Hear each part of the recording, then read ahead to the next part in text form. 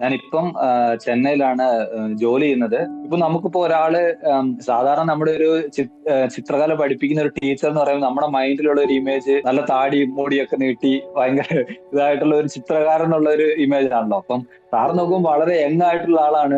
Coat സൂട്ടൊക്കെ ഇട്ട് വന്നിട്ട് പഠിപ്പിക്കുന്നു, കാര്യങ്ങൾ പറയുന്നു. അപ്പോഴാണ് ഞാൻ കുറച്ചും കൂടെ അതിൽ ഇംപ്രസ്ഡ് ആയി. അപ്പൊ ആ ഫെബ്രുവരി മാസത്തെ ഒരു ടൂർണമെന്റിന് പോയി. അവിടുന്ന് എനിക്ക് മത്സരത്തിന്റെ ഇടയിൽ എന്റെ ആംഗിൾ വന്നിട്ട് ഫുൾ ഡിസ്ലൊക്കേറ്റ് ആയിപ്പോയി. അതിനുശേഷം പിന്നെ എനിക്ക് ഒന്നും ചെയ്യാൻ വയ്യാത്ത അവസ്ഥയായി. ബെഡിൽ കാല് പൊക്കി വെച്ച് കിടക്കണം, ചാരി ഇരിക്കാൻ കിടക്കാം, അതല്ലാതെ വേറൊന്നും നിവൃത്തിയില്ല. ഒരു ദിവസം പെട്ടെന്ന് സാറിന്റെ ആഡ് എനിക്ക് കാണുന്നത്, ഇതില് ശാസ്ത്രീയമായിട്ട് എങ്ങനെ ചിത്രകല പഠിക്കാൻ നിങ്ങൾ ആഗ്രഹിക്കുന്ന ഒരാളാണ്. എന്റെ മൈൻഡിൽ എന്താണോ ഉള്ളത് അതങ്ങനെ ആഡിലൂടെ പറയുന്നുണ്ട്. അത് തന്നെ ആ ഫസ്റ്റ് വീഡിയോസിലൊക്കെ സാറിന്റെ ആ ഒരു ലൈഫ് സ്റ്റോറി പറയുന്നുണ്ടല്ലോ, എങ്ങനെയാണ് സാറ് ക്ലാസ് തുടങ്ങിയത്, എങ്ങനെയാണ് ഇതിലേക്ക് എത്തിയത്, അതൊക്കെ അത് ശരിക്കും ആ വീഡിയോ കേട്ടപ്പോഴത്തേക്ക് ഞാൻ 100% കൺവിൻസ്ഡ് ആയി. എന്താ വെച്ചാൽ ഇത് നമുക്ക് പാഷനോടുകൂടി ആർട്ടിനെ സമീപിക്കുന്ന ആളാണെന്നുള്ളത് അപ്പൊ തന്നെ എനിക്ക് മനസ്സിലായി. അങ്ങനെ ഞാൻ കോഴ്സിലോട്ട് വരികയാണ് ഉണ്ടായത്. അങ്ങനെ കോഴ്സ് സ്റ്റാർട്ട് ചെയ്തു.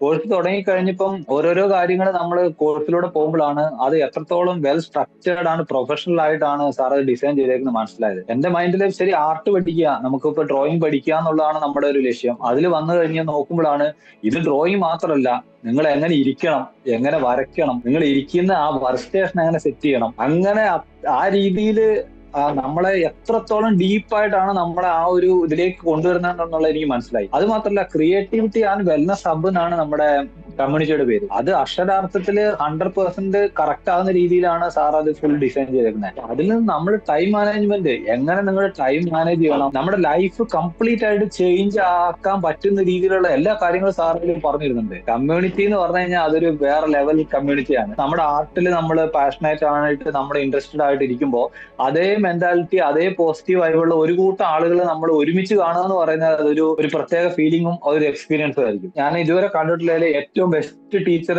സച്ചിൻ സാറാന്ന് ഞാൻ പറയും. അതിൽ ഒരുപാട് സന്തോഷമുണ്ട്. ഇതിൽ ഞാൻ ജോയിൻ ചെയ്തില്ലായിരുന്നെങ്കിൽ വളരെ ഒരു നഷ്ടമായിരുന്നു. മെയിൻ ആയിട്ടുള്ള വർക്കിൽ നിന്നും മാറി ആർട്ട് തന്നെ നമ്മുടെ പ്രൊഫഷണൽ ആക്കണം എന്നുള്ള ഒരു ആഗ്രഹത്തിലാണ് ഇപ്പൊ ഞാൻ ഉള്ളത്. അപ്പൊ അതിന്റെ പോസിബിലിറ്റീസ് കാര്യങ്ങളൊക്കെ ഈ കോഴ്സിൽ വന്നതിന് ശേഷമാണ് എനിക്ക് മനസ്സിലായത്.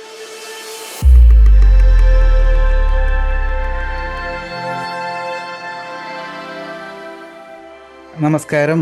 നമ്മുടെ ഓൺലൈൻ ആർട്ട് ക്ലാസ്സിൽ ജോയിൻ ചെയ്തതിന് ശേഷം നമ്മുടെ ക്രിയേറ്റിവിറ്റി വെൽനസ് ഹബ് എന്ന സ്റ്റുഡൻസ് കൂട്ടായ്മയുടെ പാർട്ടായി നിന്നുകൊണ്ട് ആർട്ടിലൂടെ സക്സസ് ക്രിയേറ്റ് ചെയ്യുന്ന ആർട്ട് വർക്ക്സുകൾ ഇംപ്രൂവ് ചെയ്ത സ്റ്റുഡൻസിന്റെ ആ ഒരു യാത്രയെ അടുത്തറിയുന്ന പുതിയൊരു വീഡിയോയിലേക്ക് എല്ലാവർക്കും സ്വാഗതം. ഇതിലൂടെ നമ്മുടെ സ്റ്റുഡൻസ് എങ്ങനെയാണ് ആക്ഷൻസ് എടുക്കുന്നത്, അവർ എങ്ങനെയാണ് ആർട്ട് പഠിച്ചതെന്നൊക്കെ നമുക്ക് കൂടുതൽ മനസ്സിലാക്കാനായിട്ട് സാധിക്കും. ഇന്ന് നമ്മോടൊപ്പം പ്രിൻസ് ഉണ്ട്.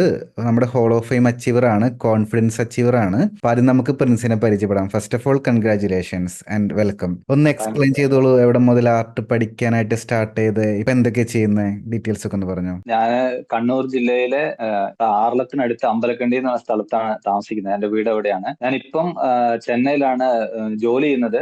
ഒരു 20 വർഷത്തോളമായിട്ട് ചെന്നൈയിലാണ് ജോലി സംബന്ധമായിട്ട് ചെന്നൈയിൽ വന്ന് വൈഫും ഒരു കുട്ടിയുണ്ട്. ഞങ്ങൾ ഇവിടെയാണ് താമസിക്കുന്നത്. ആർട്ടിനെ കുറിച്ച് പറയുവാണെങ്കിൽ ഞാൻ ചെറുപ്പത്തിൽ ചെറുതായിട്ടൊക്കെ വരയ്ക്കുമായിരുന്നു. ചെറിയ തോതിൽ ഡ്രോയിങ്സ് ഒക്കെ ചെയ്യും. അവിടുത്തെ ചെറിയ ചെറിയ പ്രോഗ്രാം സ്കൂളിലൊക്കെ ഡ്രോയിങ്സിനൊക്കെ പങ്കെടുക്കും. ചെറിയ പ്രൈസ് ഒക്കെ കിട്ടിയിട്ടുണ്ട്. എന്നാൽ തന്നെ നമുക്ക് അതിനെക്കുറിച്ച് ഡീറ്റെയിൽ ആയിട്ട് പിന്നെ അത് പഠിക്കാൻ, ഞാൻ ഒരു ചിത്രം കണ്ടാൽ നോക്കി വരയ്ക്കും ഒരുവിധമൊക്കെ. അത്രേ നമുക്ക് ആർട്ടിനെ കുറിച്ച് അറിയുള്ളൂ. അല്ലാതെ അതിൽ കൂടുതലായിട്ട് ശാസ്ത്രീയമായിട്ട് പഠിക്കുകയോ അതിൽ കണ്ടിന്യൂ ചെയ്യാനൊന്നും നമ്മുടെ അന്നത്തെ സാഹചര്യങ്ങളൊന്നും സമ്മതിച്ചില്ല. അതിനുള്ള സിറ്റുവേഷൻ ഒന്നും ഉണ്ടായിരുന്നില്ല. പിന്നെ ഞാൻ പെട്ടെന്ന് തന്നെ എന്റെ പഠിത്തം കഴിഞ്ഞ ഉടനെ തന്നെ ഞാൻ ജോലിയിലേക്ക് കയറി. ഇപ്പൊ ജോലി തുടങ്ങിയതിന് ശേഷം പിന്നെ ഭയങ്കര ടൈറ്റ് വർക്കുകൾ കാര്യങ്ങളായി. നമുക്ക് അത്തരത്തിലുള്ള ഒന്നിനുമുള്ള സമയമോ കാര്യങ്ങളൊന്നും ഇല്ല. അതുകൊണ്ട് പിന്നെ അതിലേക്കൊന്നും തിരിഞ്ഞില്ല. പിന്നെ കുറച്ച് ഇടയ്ക്ക് എപ്പോഴെങ്കിലൊക്കെ നമ്മുടെ മൈൻഡിലുണ്ട് ആർട്ട് എന്നുള്ള ഒരു സംഭവം. പക്ഷെ നമുക്ക് ചെയ്യാനുള്ള സമയമോ സാഹചര്യം ഒന്നും ഇല്ലാത്തത് കൊണ്ട് അത് ചെയ്യാനും പറ്റിയില്ല. എപ്പോഴെങ്കിലൊക്കെ ചെയ്യും. അങ്ങനെയൊക്കെ വല്ലപ്പോഴൊക്കെ ചിത്രം വരയ്ക്കും. അത്രയൊക്കെ ഉള്ളൂ നമ്മുടെ ഡ്രോയിങ്ങിന് ബേസ് പറഞ്ഞു കഴിഞ്ഞാൽ. പിന്നെ റീസെന്റ് ആയിട്ട് നോക്കിക്കഴിഞ്ഞ് കഴിഞ്ഞാൽ ഞാൻ വീണ്ടും കുറച്ചെങ്കിലും ഒരു കണ്ടിന്യൂ ആയിട്ട് ചെയ്തതെന്ന് പറഞ്ഞാൽ ഞാൻ ആ കൊറോണയുടെ സമയത്താണ്. ആ സമയത്ത് നമ്മൾ ലോക്ക്ഡൌൺ ആയി നമുക്ക് വേറെ ഒന്നും ചെയ്യാൻ സാധിക്കാതെ ഇരുന്ന ആ സമയത്ത് കുറച്ച് ചിത്രങ്ങളൊക്കെ വരച്ചു, കുറച്ച് പെൻസിൽ ഡ്രോയിങ്ങും പിന്നെ ഓയിൽ പേസ്റ്റൽസ് വെച്ച് കുറച്ച് ട്രൈ ചെയ്ത് നോക്കി. അങ്ങനെയൊക്കെ ചെയ്തു. ആ സമയത്ത് നമുക്ക് നോക്കി കഴിഞ്ഞു കഴിഞ്ഞാല് ഇപ്പൊ ഞാൻ പിന്നെ തിരിച്ച് ഇതെല്ലാം കഴിഞ്ഞ് ലോക്ക്ഡൌൺ ഒക്കെ കഴിഞ്ഞ് വീണ്ടും നമുക്ക് വർക്കുകളും കാര്യങ്ങളും ഒക്കെ ആയി. അപ്പൊ വീണ്ടും തിരക്കായി. പിന്നെ നമ്മൾ ഇടയ്ക്ക് ചിന്തിക്കും നമുക്ക് ചിത്രമൊക്കെ വരയ്ക്കണം എന്ന് ആഗ്രഹമുണ്ട് മനസ്സിൽ. പക്ഷെ നമുക്കത് കൃത്യമായിട്ട് ടൈം ഒക്കെ ഷെഡ്യൂൾ ചെയ്യാനോ ടൈം മാനേജ് ചെയ്യാനോ അതിലേക്ക് ഫോക്കസ് ചെയ്യാനൊന്നും സാധിക്കുന്നില്ലായിരുന്നു. അപ്പൊ പിന്നെ നമ്മളിങ്ങനെ പുറകോട്ട് ചിന്തിച്ചു പോകുമ്പോൾ അന്ന് ഞാൻ ശരിക്കും കുറച്ച് നാളുകൾക്ക് മുമ്പ് ചിത്രത്തിന്റെ ഇതിനെക്കുറിച്ച് ചിന്തിക്കുമ്പോൾ ഒരു 4 വർഷം മുമ്പാണ് ഞാൻ ഒരു ചിത്രം വരച്ചത്. അപ്പൊ നമുക്ക് ശരിക്കും മനസ്സിലൊരു സങ്കടമൊക്കെ വരും, അയ്യോ നമുക്ക് ഇതൊന്നും ചെയ്യാൻ പറ്റുന്നില്ലല്ലോ എന്ന്. കൊറോണ സമയത്ത് സത്യം പറഞ്ഞു കഴിഞ്ഞാൽ സാറിന്റെ വീഡിയോസ് ഒക്കെ അന്നേരം ഞാൻ കണ്ടിട്ടുണ്ട്. ആ സമയത്ത് യൂട്യൂബിലൊക്കെ ഉള്ള വീഡിയോസ് കണ്ടിട്ടുണ്ട്. എന്നാലും നമുക്ക് ഈ ഓൺലൈൻ ആർട്ട് എങ്ങനെ നമുക്ക് ഓൺലൈനിലൂടെ പഠിക്കാൻ പറ്റും എന്നുള്ള ഒരു ഡൗട്ട് ശരിക്കും അന്നേരം ഉണ്ട്. അതിങ്ങനെ ചെയ്യാൻ പറ്റുമോ, പ്രാക്ടിക്കലായിട്ട് നമ്മളിത് ഓൺലൈനിലൂടെ ആർട്ട് പഠിക്കുന്നത് പ്രാക്ടിക്കൽ ആണോ, അത് നമുക്ക് നേരിട്ട് പഠിക്കേണ്ടതല്ലേ എന്ന ഒരു ചിന്തയാണ് നമ്മുടെ അപ്പം മൈൻഡിലുള്ളത്. പിന്നെ നമ്മുടെ മൈൻഡിൽ ഇത് ഉള്ളതുകൊണ്ട് എനിക്ക് ഞാനിങ്ങനെ ചെറുതായിട്ട് വരയ്ക്കും എന്നൊക്കെ അറിയും. എന്റെ ഫ്രണ്ട് ഒരു പുള്ളിയുണ്ട്, മ്യൂസിക് മാസ്റ്റർ ആണ്. അപ്പൊ പുള്ളിക്കാരൻ പറയും നീ ക്ലാസ് ഒക്കെ എടുക്കാൻ വേണ്ടി വാ, പിള്ളേർക്ക് പറഞ്ഞു കൊടുക്കുക, നിനക്ക് വരയ്ക്കാൻ അറിയുന്നല്ലേ. അപ്പൊ എനിക്കത് ഇതിന്റെ ബേസിക് ഒന്നും അറിയാതെ പറഞ്ഞു കൊടുക്കാനുള്ള ഒരു മടി, എനിക്കത് അങ്ങനെ എങ്ങനെ ചെയ്യുന്നതെന്നുള്ളതുകൊണ്ട് ഞാൻ പറഞ്ഞു ഞാൻ അത് പഠിക്കട്ടെ, എനിക്ക് പഠിക്കണമെന്നുണ്ട്. അപ്പോൾ ഞാൻ ഇവിടെ അടുത്ത് ചെന്നൈയിൽ എവിടെയെങ്കിലും എനിക്ക് പോയി പഠിക്കാനുള്ള സംവിധാനം ഉണ്ടോ എന്നൊക്കെ ഞാൻ അന്വേഷിച്ചായിരുന്നു. അപ്പോൾ ഒന്നും അതൊന്നും നടക്കുന്നില്ല. പിന്നെ നമുക്ക് ടൈം, നമ്മുടെ വർക്ക് കഴിഞ്ഞ് എത്തുന്നത് ഒരുപാട് ലേറ്റ് ആയിട്ട് വീട്ടിലെത്തുക. പിന്നെ അതിന്റെ ഇടയ്ക്ക് പിന്നെ ആകെ ഒരു സൺഡേ ആണ് നമുക്ക് ഫ്രീ ആയിട്ടുള്ളത്. അങ്ങനെ വർക്ക് ഭയങ്കര ടൈറ്റ് ആയി പോകുന്നതുകൊണ്ട് പുറത്തവിടെ പോയിട്ട് പഠിക്കലും നടന്നില്ല. അപ്പൊ സാറിന്റെ വീഡിയോസ് ഞാൻ ഇങ്ങനെ കണ്ടതിന് ശേഷം എനിക്ക് ഞാൻ സാറിന്റെ യൂട്യൂബ് ചാനലൊക്കെ ഞാൻ അപ്പം ശ്രദ്ധിച്ചിട്ടുണ്ടായിരുന്നു. അതിലൊക്കെ പോയി അതൊക്കെ കാണുമായിരുന്നു വീഡിയോ ഒക്കെ. അപ്പോഴാണ് നമ്മുടെ ഒരു ഡൗട്ട് എന്ന് വെച്ച് കഴിഞ്ഞാല് ഓപ്പൺ ആയിട്ട് പറയുകയാണ്, ഇപ്പൊ നമുക്കിപ്പോ ഒരാള് സാധാരണ നമ്മുടെ ഒരു ചിത്രകല പഠിപ്പിക്കുന്ന ഒരു ടീച്ചർ എന്ന് പറയുമ്പോൾ നമ്മുടെ മൈൻഡിലുള്ള ഒരു ഇമേജ് നല്ല താടി മുടിയൊക്കെ നീട്ടി ഭയങ്കര ഇതായിട്ടുള്ള ഒരു ചിത്രകാരൻ എന്നുള്ള ഒരു ഇമേജ് ആണല്ലോ. അപ്പം സാർ നോക്കുമ്പോൾ വളരെ യങ് ആയിട്ടുള്ള ആളാണ്, കോട്ട് സൂട്ടൊക്കെ ഇട്ട് വന്നിട്ട് പഠിപ്പിക്കുന്നു, കാര്യങ്ങൾ പറയുന്നു. അപ്പോഴാണ് ഞാൻ കുറച്ചും കൂടെ അതിൽ ഇംപ്രസ്ഡ് ആയി, ഇത് നമുക്ക് നടക്കുവോ. പിന്നെ സാറിന്റെ ചാനലിലും ഇതൊക്കെ നമുക്ക് നോക്കുമ്പോൾ അതില് ക്രെഡിബിൾ ആയിട്ടുള്ള വീഡിയോസ് ആണ്, ആള് കുറച്ച് കൃത്യമായിട്ട് ചെയ്യുന്ന ആളാണെന്നുള്ള ഒരു ഐഡിയ അപ്പൊ കിട്ടിയായിരുന്നു. എന്നാലും ഒരു ഡൗട്ട് ഉണ്ടായിരുന്നു, ഇതൊക്കെ നമുക്ക് പറ്റുമോ, ഓൺലൈനായിട്ട് ഇത് പറ്റുമോ എന്നുള്ള ഡൗട്ടിൽ അങ്ങനെ വിട്ടു. പിന്നെ എന്നാലും പഠിക്കണം എന്നുള്ള ഇത് മനസ്സിലുള്ളത് കൊണ്ട് ഇത് എവിടെയെങ്കിലും കാണുമ്പോൾ ആർട്ടിന്റെ പല ഇൻസ്റ്റയിലൊക്കെ ആണെങ്കിലും ഫുൾ ആർട്ട് സംബന്ധപ്പെട്ട നമ്മളിപ്പം ഫോളോ ചെയ്യുന്നതുകൊണ്ട് അതിന്റെ ഇതിങ്ങനെ വരും. അപ്പൊ സാറിന്റെ ആർട്സും പല പ്രാവശ്യം അതിൽ വരാറുണ്ട്. അപ്പം ഞാൻ ജോയിൻ ചെയ്യാനുള്ള ഒരു സാഹചര്യം ഉണ്ടായെന്ന് പറഞ്ഞു കഴിഞ്ഞാൽ സത്യത്തിൽ അതും വേറൊരു ആക്സിഡന്റൽ ആയിട്ട് സംഭവിച്ച ഒരു സംഗതിയാണ്. അത് എങ്ങനെയാണ് സാറിന്റെ ആർട്ടിലേക്ക് എത്തിപ്പെട്ടതെന്ന് വെച്ച് കഴിഞ്ഞാൽ, ഞാനിവിടെ നമ്മുടെ ചർച്ചിലെ ഫുട്ബോൾ ടീമില് ഞങ്ങൾ ഫുട്ബോൾ ചെറിയ ടൂർണമെന്റ് കാര്യങ്ങളൊക്കെ പോകാറുണ്ടായിരുന്നു. അപ്പൊ ആ ഫെബ്രുവരി മാസത്തെ ഒരു ടൂർണമെന്റിൽ പോയി. അവിടുന്ന് എനിക്ക് മത്സരത്തിന്റെ ഇടയിൽ എന്റെ ആംഗിൾ വന്നിട്ട് ഫുൾ ഡിസ്ലൊക്കേറ്റ് ആയിപ്പോയി, റൈറ്റ് ആംഗിൾ. അവിടുന്ന് അങ്ങനെ ഹോസ്പിറ്റലിൽ പോയി അഡ്മിറ്റ് ആയി വന്ന് തിരിച്ച് വീട്ടിലെത്തിയപ്പോ ഫുള്ള് പ്ലാസ്റ്റോടെ വന്നേ, അന്ന് രാത്രി തിരിച്ചെത്തിയത്. അതിനുശേഷം പിന്നെ എനിക്ക് ഒന്നും ചെയ്യാൻ വയ്യാത്ത അവസ്ഥയായി. ബെഡിൽ കാല് പൊക്കി വെച്ച് കിടക്കണം, ചാരി ഇരിക്കാൻ കിടക്കാം, അതല്ലാതെ വേറൊന്നും നിവർത്തിയില്ല. ഒരു ദിവസം പെട്ടെന്ന് സാറിന്റെ ആഡ് എനിക്ക് കാണുന്നത്, ഇതില് ശാസ്ത്രീയമായിട്ട് എങ്ങനെ ചിത്രകല പഠിക്കാൻ നിങ്ങൾ ആഗ്രഹിക്കുന്ന ഒരാളാണ്, എന്റെ മൈൻഡിൽ എന്താണോ ഉള്ളത് അതങ്ങനെ ആഡിലൂടെ പറയുന്നുണ്ട്. ഏതായാലും ഈ സമയത്ത് ചെയ്യാൻ പറ്റുന്നതാണോ നോക്കാം എന്ന് വിചാരിച്ച് ഞാൻ അതിൽ കയറി, ലിങ്കിൽ കയറി അപ്ലൈ ചെയ്ത്. അപ്പൊ സാർ ചെറിയ ചിത്രം വരയ്ക്കാനൊക്കെ പറയുന്നുണ്ടല്ലോ അതില്, ആ ഒരു സ്റ്റാർട്ടിങ്ങിൽ വരുന്നത് അതൊക്കെ ചെയ്തു. അപ്പൊ തന്നെ ഞാൻ അയച്ചു. അപ്പൊ അതിന്റെ കുറെ ക്വസ്റ്റ്യൻ കാര്യങ്ങളൊക്കെ ചോദിച്ചു, അതെല്ലാം ഞാൻ ഫില്ല് ചെയ്തു. അപ്പൊ ശരി, ഫീസൊക്കെ വന്നു. ഓക്കെ, എന്തായാലും ഇത്രയും നാൾ നമ്മൾ പല കാര്യങ്ങൾക്ക് വേണ്ടി മാറ്റി വെച്ചു, ഇപ്പൊ എന്തായാലും ട്രൈ ചെയ്ത് നോക്കാം, ഏതായാലും കുറച്ച് സമയമുണ്ട് എന്ന് വിചാരിച്ച് ഞാൻ രണ്ട് കൽപ്പിച്ച് അതിൽ ജോയിൻ ചെയ്തു. അങ്ങനെയാണ് സാറിന്റെ ക്ലാസ്സിലേക്ക് എത്തിപ്പെടുന്നത്. അത് തന്നെ ആ ഫസ്റ്റ് വീഡിയോസിലൊക്കെ സാറിന്റെ ആ ഒരു ലൈഫ് സ്റ്റോറി പറയുന്നുണ്ടല്ലോ, എങ്ങനെയാണ് സാറ് ക്ലാസ് തുടങ്ങിയത്, എങ്ങനെയാണ് ഇതിലേക്ക് എത്തിയത്, അതൊക്കെ അത് ശരിക്കും ആ വീഡിയോ കേട്ടപ്പോഴത്തേക്ക് ഞാൻ 100% കൺവിൻസ്ഡ് ആയി. എന്താണെന്ന് വെച്ചാൽ ഇത് നമുക്ക് തീർച്ചയായിട്ടും സാർ പാഷനോടുകൂടി ആർട്ടിനെ സമീപിക്കുന്ന ആളാണെന്നുള്ളത് അപ്പൊ തന്നെ എനിക്ക് മനസ്സിലായി. അപ്പൊ പിന്നെ ഞാൻ അതിലപ്പുറം എനിക്ക് കൂടുതൽ സംശയമൊന്നും ഉണ്ടായില്ല. എന്തായാലും നമ്മൾ ജോയിൻ ചെയ്യുക, നമ്മളെ കൊണ്ട് പറ്റും പോലെ എത്രത്തോളം ഇപ്പൊ സാറിന് ആ രീതിയിൽ ചെയ്യാൻ പറ്റുന്നുണ്ടെങ്കിൽ നമ്മൾക്ക് അതിനേക്കാളും കുറച്ചുകൂടെയൊക്കെ ബെറ്റർ സിറ്റുവേഷനിലാണ് ഇപ്പൊ നമ്മളുള്ളത്. സാറ് ഓർഫണേജിൽ ക്ലാസ് എടുത്തതും സാറിന്റെ ഫസ്റ്റ് ആ കൊച്ചിനിലെ ആ ഒരു റൂമിൽ നിന്നിട്ട് അത് ചെയ്തൊക്കെ കാണുമ്പോൾ എനിക്ക് സത്യത്തിൽ ഞാൻ ചിന്തിച്ചു, അപ്പൊ നമുക്കൊക്കെ എത്രത്തോളം സൗകര്യമുണ്ട്, എന്നിട്ട് നമ്മൾ ചെയ്യുന്നില്ലല്ലോ എന്ന് തോന്നി. അങ്ങനെ ഞാൻ കോഴ്സിലോട്ട് വരികയാണ് ഉണ്ടായത്. അങ്ങനെ കോഴ്സ് സ്റ്റാർട്ട് ചെയ്തു. കോഴ്സ് തുടങ്ങിക്കഴിഞ്ഞപ്പം ഓരോരോ കാര്യങ്ങൾ നമ്മൾ കോഴ്സിലൂടെ പോകുമ്പോഴാണ് അത് എത്രത്തോളം വെൽ സ്ട്രക്ചേർഡ് ആണ്, പ്രൊഫഷണൽ ആയിട്ടാണ് സാർ അത് ഡിസൈൻ ചെയ്തേക്കുന്നത് മനസ്സിലായത്. എന്റെ മൈൻഡിൽ ശരി ആർട്ട് പഠിക്കുക, നമുക്കിപ്പോ ഡ്രോയിങ് പഠിക്കുക എന്നുള്ളതാണ് നമ്മുടെ ഒരു ലക്ഷ്യം. അതിൽ വന്നു കഴിഞ്ഞ് നോക്കുമ്പോഴാണ് ഇത് ഡ്രോയിങ് മാത്രമല്ല, നിങ്ങൾ എങ്ങനെ ഇരിക്കണം, എങ്ങനെ വരയ്ക്കണം, നിങ്ങൾ ഇരിക്കുന്ന ആ വർക്ക് സ്റ്റേഷൻ എങ്ങനെ സെറ്റ് ചെയ്യണം, ഒരു സ്കെച്ച് ബുക്ക് ഫസ്റ്റ് എടുത്തു കഴിഞ്ഞാൽ അതിൽ എന്തൊക്കെ ചെയ്യണം, ഫസ്റ്റ് പേജ് സാർ പറഞ്ഞു ചുമ്മാ കുത്തി വരച്ചിട്ടാണ് പറഞ്ഞേക്കുന്നത്. അങ്ങനെ ആ രീതിയിൽ നമ്മളെ എത്രത്തോളം ഡീപ്പായിട്ടാണ് നമ്മളെ ആ ഒരു ഇതിലേക്ക് കൊണ്ടുവരുന്നത് എനിക്ക് മനസ്സിലായി. അത് മാത്രമല്ല, ക്രിയേറ്റിവിറ്റി ആൻഡ് വെൽനസ് ഹബ് എന്നാണ് നമ്മുടെ കമ്മ്യൂണിറ്റിയുടെ പേര്. അത് അക്ഷരാർത്ഥത്തിൽ 100% കറക്റ്റ് ആകുന്ന രീതിയിലാണ് സാർ അത് ഫുൾ ഡിസൈൻ ചെയ്തേക്കുന്നത്. ക്രിയേറ്റിവിറ്റിക്കും വെൽനസിനും രണ്ടിനും ഇമ്പോർട്ടൻസ് കൊടുത്തിട്ടുള്ള രീതിയിലാണ് ഫുൾ കോഴ്സ് സ്ട്രക്ചർ ചെയ്തേക്കുന്നത്. അതിലെന്താ ഞാൻ അങ്ങനെ എനിക്കങ്ങനെ ഫീൽ ചെയ്യാൻ കാരണം എന്ന് വെച്ച് കഴിഞ്ഞാൽ, നമ്മളിപ്പോ ഡ്രോയിങ്ങിലേക്ക് വന്നു കഴിഞ്ഞപ്പോൾ പലർക്കും പല രീതിയിലുള്ള മൈൻഡ് സെറ്റ് ബ്ലോക്ക്, മടി കാര്യങ്ങളൊക്കെ ഉണ്ടാവും.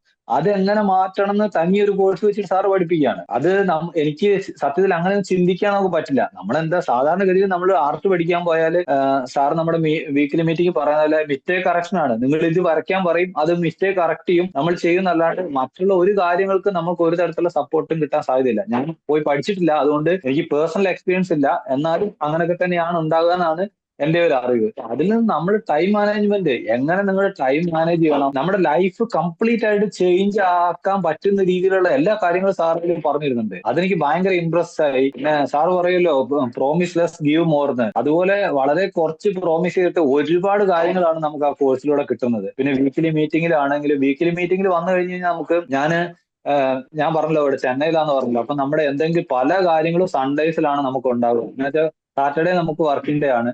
സൺഡേസിൽ രാവിലെ ചർച്ചിൽ പോകുന്ന മുതല് അതിന്റെ മീറ്റിംഗ്, അതിലെ കമ്മിറ്റിയിലൊക്കെ ഉണ്ട്. അങ്ങനെ പല സംഗതികളാകുമ്പോൾ സൺഡേ ഫുള്ള് ടൈറ്റ് ആയിരിക്കും. എന്നാലും ഞാൻ ക്ലാസ്സിൽ ജോയിൻ ചെയ്തതിനു ശേഷം ഞാൻ പരമാവധി ഒരു 95% മേലെ ഞാൻ വന്നിട്ട് വീക്ക്ലി മീറ്റിംഗ് അറ്റൻഡ് ചെയ്യാറുണ്ട്. വളരെ റയർ ആയിട്ട് മാത്രമാണ് വീക്ക്ലി മീറ്റിംഗ് മിസ് ചെയ്യാറുള്ളൂ. ചില സമയത്തൊക്കെ ഞാൻ ട്രിപ്പ് പോകുന്ന സമയത്തൊക്കെ മുമ്പ് പ്രീ പ്ലാൻഡ്, ഈ കഴിഞ്ഞ ഇടയ്ക്ക് നമ്മുടെ DMM നടക്കുന്ന സമയത്തും ഒരു സൺഡേ നമ്മളൊന്ന് പുറത്തു പോകുന്ന ഒരു ട്രിപ്പ് ഓൾറെഡി പ്ലാൻ ചെയ്തതായിരുന്നു. അപ്പൊ അതിന് പോയപ്പോൾ കൂടെ ഞാൻ റിട്ടേൺ വരുന്ന സമയത്താണ് നമ്മുടെ വീക്ക്ലി മീറ്റിംഗ്. അതുകൂടെ ഞാൻ മിസ് ആക്കാണ്ട് ഞാൻ വണ്ടിയിൽ ഇരുന്നിട്ട് ഞാൻ വിളിച്ചു. ചില സമയത്ത് അത്തരം സിറ്റുവേഷൻ ആണ് ഞാൻ വീഡിയോ ഓൺ ആക്കാൻ പറ്റാത്ത സാഹചര്യമാണ് വീഡിയോ ഓൺ ആക്കില്ല. ഇല്ലെങ്കിൽ വീഡിയോ ഓൺ ആക്കി തന്നെ പരമാവധി വീക്ക്ലി മീറ്റിംഗ് അറ്റൻഡ് ചെയ്യും. അത് നമുക്കൊരു നെക്സ്റ്റ് ഒരു വീക്കിലേക്ക് കിട്ടും നമുക്കൊരു മോട്ടിവേഷനും. ചില സമയത്ത് നമ്മൾ സ്റ്റക്കായി പോയിട്ടുണ്ടാവും, ഒരാഴ്ചയോ നമുക്ക് വരയ്ക്കാനൊക്കെ പറ്റിയില്ലെങ്കിൽ വീക്ക്ലി മീറ്റിംഗ് ഞാൻ മിസ്സാക്കാറില്ല. ഇതൊക്കെയാണ് എനിക്ക് ആർട്ടിൽ കോഴ്സിൽ ജോയിൻ ചെയ്തതിന് ശേഷം പെട്ടെന്ന് എനിക്ക് മനസ്സിൽ തോന്നിയ കാര്യങ്ങൾ ഇതിനെ കുറിച്ച് പറയാനെന്ന്. ജോയിൻ ചെയ്തതിന് ശേഷം നമ്മുടെ ആർട്ടിൽ ഇമ്പ്രൂവ്മെന്റ് ഉണ്ടാക്കാൻ ഏറ്റവും കൂടുതൽ ഹെൽപ്പ് ചെയ്തൊരു ഫാക്ടർ എന്തായിരുന്നു നമ്മുടെ ഓൺലൈൻ ക്ലാസ്സിലെ? അതൊന്ന് ഫസ്റ്റ് റെക്കോർഡഡ് കോഴ്സുകൾ തന്നെയാണ്. പിന്നെ നമ്മുടെ ഫേസ്ബുക്ക് കമ്മ്യൂണിറ്റി എന്ന് പറഞ്ഞു കഴിഞ്ഞാൽ അതൊരു വേറെ ലെവൽ കമ്മ്യൂണിറ്റിയാണ്. ഞാൻ നമ്മുടെ കോഴ്സിൽ ജോയിൻ ചെയ്ത ഉടനെ തന്നെ ഞാൻ റെക്കോർഡഡ് വീഡിയോസ്, വീക്ക്ലി മീറ്റിംഗിന്റെ റെക്കോർഡഡ് വീഡിയോസ് ഉണ്ടല്ലോ നമുക്കതില്, അത് ഞാൻ കാണുമായിരുന്നു. ഞാൻ ജോയിൻ ചെയ്ത ഉടനെ ഞാൻ നിറയെ വീഡിയോസ് കണ്ടു. ഇതെങ്ങനെയാണ് പഴയ കാര്യങ്ങൾ നടക്കുന്നത്, എങ്ങനെയാണ് വീക്ക്ലി മീറ്റിംഗ്, എന്താണ് ഇതിന്റെ സ്ട്രക്ചർ എന്നൊക്കെ മനസ്സിലാക്കാൻ വേണ്ടി ഞാൻ ഒരുപാട് വീഡിയോസ് കണ്ടു. അപ്പൊ അപ്പോഴാണ് സാറിന്റെ വെഡ്ഡിങ്ങിന് നമ്മുടെ സ്റ്റുഡൻസ് എല്ലാവരും കൂടെ ചേർന്ന് വന്ന ആ ഒരു വീഡിയോ കാണാനിടയായത്. അത് കണ്ടതോടെ അയ്യോ ഭയങ്കര എക്സൈറ്റഡ് എന്ന് വെച്ച് കഴിഞ്ഞാൽ അപ്പോഴാണ് ശരിക്കും നമ്മുടെ ഒരു കമ്മ്യൂണിറ്റിയുടെ ആ ഒരു പോസിറ്റീവ് വൈബ്, എത്രത്തോളം പോസിറ്റീവ് ആണ് നമ്മുടെ ഒരു കമ്മ്യൂണിറ്റി, എത്രത്തോളം സ്ട്രോങ് ആണ് എന്നുള്ള ആ ഒരു ഫീൽ എനിക്ക് കിട്ടിയത്. അപ്പൊ തന്നെ ഞാൻ ചിന്തിച്ചു, ഞാൻ തീരുമാനിച്ചു അന്ന് തന്നെ ഇനിയിപ്പോ എന്ന് ഓഫ്ലൈൻ ഇവന്റ് വെച്ചാലും അത് എത്ര റിസ്ക് എടുത്തിട്ടാണെങ്കിലും ഞാൻ അതിൽ പങ്കെടുത്തിരിക്കും. അന്ന് തന്നെ ഞാനത് ഡിസിഷൻ എടുത്താണ്. ആ ഒരു ഡിസിഷന്റെ മേലെയാണ് നമ്മൾ ഫോറം മാളില് ഓഫ്ലൈൻ ഇവന്റ് വെച്ചപ്പോൾ ഞാൻ അതിനായിട്ട് മാത്രം വന്നതാണ്. സാറിനെ നേരിട്ട് കാണുക, നമുക്ക് നമ്മുടെ ആർട്ടിൽ നമ്മൾ പാഷനേറ്റ് ആയിട്ട് നമ്മൾ ഇൻട്രസ്റ്റഡ് ആയിട്ട് ഇരിക്കുമ്പോൾ അതേ മെന്റാലിറ്റി, അതേ പോസിറ്റീവ് ആയിട്ടുള്ള ഒരു കൂട്ടം ആളുകളെ നമ്മൾ ഒരുമിച്ച് കാണുക എന്ന് പറയുന്നത് അതൊരു പ്രത്യേക ഫീലിംഗും ഒരു എക്സ്പീരിയൻസും ആയിരിക്കും. അതൊന്ന് എക്സ്പീരിയൻസ് ചെയ്യണം എന്നുള്ള ആ ഒരു ആഗ്രഹത്തിന്റെ പുറത്താണ് ഞാൻ അത്ര റിസ്ക് എടുത്തിട്ട് ഞാൻ വന്നിട്ട് ഫോറം മാളില് നമുക്ക് മീറ്റ് ചെയ്യാൻ പറ്റി. സാറിനെ നേരിട്ട് കണ്ടു, സംസാരിച്ചു, നമ്മുടെ കുറച്ച് കാര്യങ്ങൾ, കുറച്ച് നല്ല ക്വാളിറ്റി ടൈം അവിടെ നമുക്ക് സ്പെൻഡ് ചെയ്യാൻ പറ്റി. പിന്നെയാണ് അടുത്ത നമ്മുടെ CWH ഇൻസ്പയർ ബിഗ്ഗസ്റ്റ് ഇവന്റ് നടന്നത്. അതിന് ഞാൻ അപ്പൊ തന്നെ അത് ഇൻസ്പയറിന്റെ ഇവന്റ് നടക്കുമ്പം അന്ന് ഞാൻ പറഞ്ഞ പോലെ ഞാനൊരു ഞങ്ങൾ ഫാമിലി ആയിട്ട് എല്ലാവരും കൂടെ ഒരു ട്രിപ്പ് പോയിട്ട് തിരിച്ചു വരുന്ന ദിവസമാണ് അന്നത്തെ വീക്കിലി മീറ്റിംഗ്, സൺഡേ. അന്ന് എനിക്ക് ബസ്സിലായിരുന്നു. എന്റെ ഫോണിൽ നിന്ന് കാസ്റ്റ് ചെയ്തിട്ട് അത് TV-യിൽ മൂവി ഇട്ടേക്കുവാണ്. അപ്പൊ എനിക്ക് ഒരു കാരണവശാലും അന്ന് സൂം മീറ്റിംഗ് അറ്റൻഡ് ചെയ്യാൻ പറ്റിയില്ല. ഞാനത് മിസ്സായി. തിരിച്ചു വന്ന് സപ്പോസ് മിസ്സായി കഴിഞ്ഞ് കഴിഞ്ഞാൽ ഞാൻ പരമാവധി നെക്സ്റ്റ് ഡേ തന്നെ ഞാൻ റെക്കോർഡിൽ കാണാൻ വേണ്ടി ശ്രമിക്കും. രാവിലെ ഞാൻ ഞാൻ പോകാൻ നേരത്ത് പിന്നെ ഓഫീസിൽ പോകുമ്പോൾ കുറച്ച് തിരക്കായിരുന്നു. പിന്നെ റെക്കോർഡിൽ എനിക്ക് കാണാൻ പറ്റില്ല. ഞാൻ റിട്ടേൺ തിരിച്ചു വരുമ്പോൾ ഞാൻ പെട്ടെന്ന് ഞാൻ ഹെഡ്സെറ്റും കൊണ്ടാണ് പോവുക. എനിക്ക് ഓഫീസിലോട്ട് ഒരു മണിക്കൂറിന് മേലെ ട്രാവൽ ചെയ്യണം. ഒരു 30 കിലോമീറ്ററോളം ദൂരമുണ്ട്. അപ്പൊ ആ ടൈമൊക്കെ ഞാൻ പരമാവധി റെക്കോർഡിൽ നമ്മുടെ വീക്കിലി മീറ്റിംഗ് ഏതെങ്കിലും മിസ്സായിട്ടുണ്ടെങ്കിൽ കേൾക്കാനും പിന്നെ നമ്മുടെ കോഴ്സിലെ ഏതെങ്കിലും വീഡിയോസ് ഒക്കെ കേൾക്കാനൊക്കെ ഞാൻ ആ ടൈം യൂട്ടിലൈസ് ചെയ്യാം. അപ്പൊ അന്ന് ഞാൻ റിട്ടേൺ വരുന്ന സമയത്ത് ഞാൻ പെട്ടെന്ന് എടുത്ത് എന്റെ മൈൻഡിലോട്ട് വന്നു, ഇന്ന് വീക്കിലി മീറ്റിംഗ് ഇന്നലെ കൂടാൻ പറ്റില്ല, പെട്ടെന്ന് കൂടാമെന്ന് വിചാരിച്ച് ഞാൻ അവിടുന്ന് തന്നെ ഓഫീസിൽ നിന്ന് ഇറങ്ങാൻ നേരത്തെ തന്നെ വീക്കിലി മീറ്റിംഗ് വീഡിയോ സ്റ്റാർട്ട് ചെയ്ത് ഫോണിൽ പോക്കറ്റിൽ ഇട്ടിട്ടാണ് ഞാൻ ബൈക്ക് സ്റ്റാർട്ട് ചെയ്യുന്നത്. അങ്ങനെ വന്ന് വരുമ്പോഴാണ് അപ്പോഴാണ് ഈ ഇവന്റിന്റെ അനൗൺസ് ചെയ്യുന്നത്. അന്ന് സാറ് ഇവന്റിലല്ല, സോറി, ഇത് പിന്നെ DMM വേർഷൻ 2 അനൗൺസ് ചെയ്യുന്നത്. അപ്പൊ വേർഷൻ 2 അനൗൺസ് ചെയ്യുന്ന സമയത്ത് ഇത് ഒരു ദിവസം കഴിഞ്ഞു. അപ്പൊ സാർ അന്ന് പറഞ്ഞിട്ടുണ്ട് ഗൂഗിൾ ഫോം ഫില്ല് ചെയ്ത് തരും, അതിൽ നിങ്ങൾ ഫില്ല് ചെയ്ത് ഇന്ന് തന്നെ 11 മണിക്കുള്ളിൽ ഫില്ല് ചെയ്താൽ മാത്രമാണ് ഇതില് നിങ്ങൾക്ക് സ്ലോട്ട് കിട്ടുള്ളൂ, നിങ്ങൾ അതിലേക്ക് ആഡ് ചെയ്യുള്ളൂ എന്നുള്ളത്. അപ്പൊ ഞാൻ ഒരു ദിവസം കഴിഞ്ഞു ഓൾറെഡി. ഞാൻ അന്ന് രാത്രി ഒരു 7, 7:30, 8 മണിയോട് കൂടിയാണ് ഞാനിത് കണ്ടു തീർക്കുന്നത്. അപ്പത്തേക്ക് എടാ എനിക്കത് മിസ്സായല്ലോ എന്ന് വെച്ചാൽ ഞാൻ അന്നേരം തന്നെ സാറിന് ഞാൻ വാട്സപ്പിൽ പേഴ്സണൽ മെസ്സേജ് അയച്ച്, സാർ ഇതുപോലെ എനിക്ക് മിസ്സായിട്ടുണ്ട്, ഗൂഗിളിന്റെ ഫോം ഒന്ന് അയച്ചു തരുമോ എന്ന് ചോദിച്ച് അങ്ങനെ വാങ്ങിയിട്ടാണ് ഞാൻ ആ സെക്കൻഡ് ചലഞ്ചിൽ ഞാൻ ജോയിൻ ചെയ്യുന്നത്. ഫസ്റ്റ് ചലഞ്ച് പ്രത്യേകിച്ച് എന്താ കാരണം വെച്ചാൽ ഫസ്റ്റ് ചലഞ്ചിൽ ഞാൻ വളരെ ഇൻട്രസ്റ്റഡ് ആയിട്ട് ചെയ്തിട്ട് ഒരു 6, 7 ദിവസം ഞാൻ കണ്ടിന്യൂസ് ആയിട്ട് ചെയ്തു. ഞാൻ അതിന്റെ ഇടയിൽ കൊച്ചിയിൽ ട്രാവൽ പോയി, ഒഫീഷ്യലായിട്ട് പോയി. കൊച്ചിയിൽ പോകുന്ന വഴിക്ക് ഞാൻ ഫ്ലൈറ്റിൽ ഇരുന്ന് വരച്ചു, റൂമിലിരുന്ന് വരച്ചു, ഒക്കെ വരച്ചിട്ട് ഞാൻ 7 ദിവസം കംപ്ലീറ്റ് ചെയ്തു. തിരിച്ച് ഞാൻ കൊച്ചിയിൽ നിന്ന് വീട്ടിലോട്ട് വരുന്ന പനി പിടിച്ച് ഇവിടെ വന്നിട്ട് ടയർഡായി നേരെ ഹോസ്പിറ്റലിലോട്ടാണ് പോകുന്നത്. ഒരു 3 ദിവസം ഫുൾ അഡ്മിറ്റ് ആയി പോയി. അതോടെ എനിക്ക് ആ ചലഞ്ച് എന്റെ കുളമായി പോയി. എനിക്ക് പിന്നെ ലാസ്റ്റ് ഞാനൊരു പോർട്രേറ്റ് ഒന്ന് വരച്ചു. 16ാം ഡേയിലും 17, 18, 19 കണ്ട് ഒരു പോർട്രേറ്റ്, ഒരു കാരിക്കേച്ചർ മാത്രമേ എനിക്ക് വരയ്ക്കാൻ പറ്റുള്ളൂ. അത് ഭയങ്കര മിസ്സായിരുന്നു എനിക്ക്. അതുകൊണ്ട് ഇത് ഒരിക്കലും മിസ്സാക്കുന്ന എനിക്ക് ഉറപ്പുണ്ടായിരുന്നു. അങ്ങനെ സാറിന്റെ അടുത്ത് ചോദിച്ചു, അത് സാറ് ഗൂഗിൾ ഫോം അയച്ചു തന്നു. അന്ന് തന്നെ ഞാൻ ഫില്ല് ചെയ്തു, അതിൽ ജോയിൻ ചെയ്തു. ഈ സെക്കൻഡ് നമ്മുടെ ഡ്രോയിങ് മാസ്റ്ററി മാരത്തോൺ എന്ന് പറഞ്ഞാൽ വേറെ ലെവലായിരുന്നു. അതിനെക്കുറിച്ച് പറയാതിരിക്കാൻ വയ്യ. സാർ ഒരു കോഴ്സ് എങ്ങനെ നമ്മൾ ഡിസൈൻ ചെയ്ത് വീഡിയോസ് അതിൽ ചെയ്യുന്ന അതേ സ്ട്രക്ചറിൽ ഒരു മാരത്തോൺ ഡിസൈൻ ചെയ്യാന്ന് പറഞ്ഞാൽ അതിനെടുത്ത എഫേർട്ട് ഒക്കെ വേറെ ലെവൽ എഫേർട്ട്.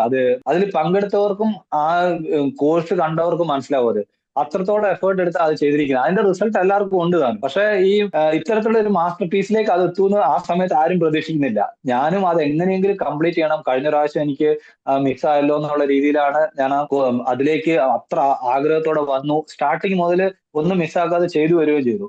അപ്പൊ ആ ഒരു ഫീലിംഗ് എന്ന് പറഞ്ഞു കഴിഞ്ഞാൽ ഒരു വേറെ ലെവലാണ്. അപ്പം ഞാൻ പറഞ്ഞു വന്നത് എന്താണെന്ന് വെച്ച് കഴിഞ്ഞാൽ നമ്മുടെ കമ്മ്യൂണിറ്റിയിലും ഇതെല്ലാം സാധ്യമായെന്ന് വെച്ചാൽ നമുക്ക് ഇത്ര സ്ട്രോങ് ആയിട്ടുള്ള ഒരു കമ്മ്യൂണിറ്റി ഉള്ളതുകൊണ്ടാണ്. ഇപ്പൊ സാറിനാണെങ്കിലും ഇത്തരത്തിലുള്ള സ്റ്റുഡൻസിനെ ഈ രീതിയിൽ വീണ്ടും വീണ്ടും എഫേർട്ട് എടുത്ത് ചെയ്യാനുള്ള ഒരു മോട്ടിവേഷൻ കിട്ടുന്നത് നമ്മുടെ അടുത്തുനിന്നുള്ള ആ ഒരു സ്ട്രെങ്ത്തും അവരുടെ ആ ഒരു പോസിറ്റീവ് വൈബും ഉള്ളതുകൊണ്ടാണ്. അപ്പൊ ആ കമ്മ്യൂണിറ്റിയുടെ സ്ട്രെങ്ത് എന്ന് പറഞ്ഞാൽ ഭയങ്കരമാണ്.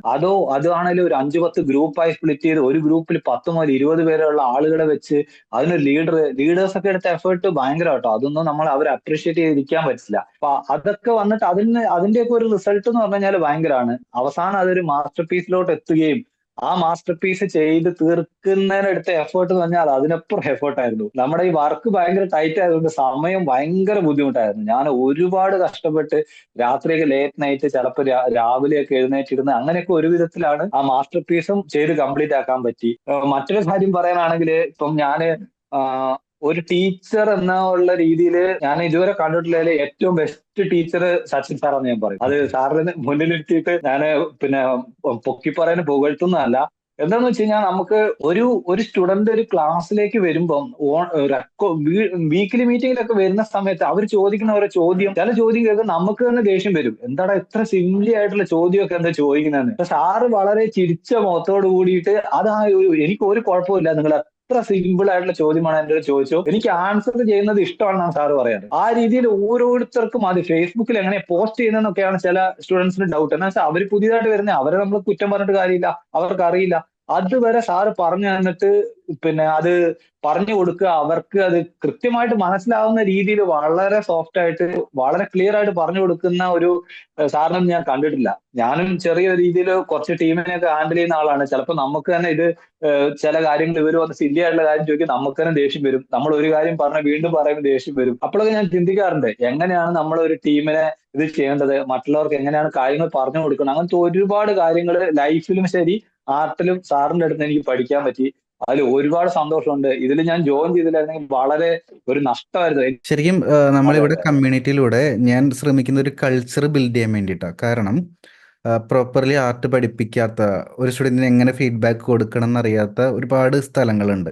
അവിടെയൊക്കെ കൃത്യമായിട്ടുള്ള ഗൈഡൻസ് ഇല്ലാതെ ആർട്ട് പഠിക്കാൻ ആഗ്രഹിച്ചു വരുന്ന ഒരുപാട് പേർക്ക് റിസൾട്ട് കിട്ടാതെ വരുന്നുണ്ട്. അപ്പം ഞാൻ നോക്കുന്ന കാര്യം, എൻ്റെ സ്റ്റുഡൻസിന് ഞാൻ ആർട്ട് പഠിക്കുന്ന സമയത്ത് അവർക്കൊരു കൾച്ചർ ഫീൽ ചെയ്യണം. ഇങ്ങനെയാണ് ഇത് പഠിക്കേണ്ടത്, ഇങ്ങനെ ഇത് നമുക്ക് മറ്റുള്ളവരെ പഠിപ്പിക്കാൻ പറ്റും. ഇപ്പോൾ നോക്കിയാൽ കഴിഞ്ഞാൽ മനസ്സിലാവും, ഡ്രോയിങ് മാസ്റ്റർ മാരത്തോണിൽ ലീഡേഴ്സ് വന്ന സമയത്താണെങ്കിൽ പോലും ലീഡേഴ്സും എൻ്റെ ലെവലിൽ നിന്നിട്ടാണ് അവർ ഫീഡ്ബാക്ക് കൊടുക്കുന്നത്. ഒരാളൊരു ചിത്രം വരച്ചത് മോശമായി കഴിഞ്ഞാൽ അതിനെ കുറ്റം പറയാനോ അതിൻ്റെ നെഗറ്റീവ്സ് മാത്രം ചൂണ്ടിക്കാണിക്കാനോ എൻ്റെ ഒരു സ്റ്റുഡൻറ്റ് പോലും നിൽക്കില്ല. അപ്പൊ ഇതാണ് ഈ കമ്മ്യൂണിറ്റിയുടെ ഏറ്റവും വലിയ ബെനിഫിറ്റ്. അവർ നമ്മളിൽ നിന്നും പഠിക്കും, ആ കൾച്ചർ അവർ നെക്സ്റ്റ് അടുത്ത ആളിലോട്ട് പകർന്ന് പകർന്ന് കൊണ്ടുപോകും.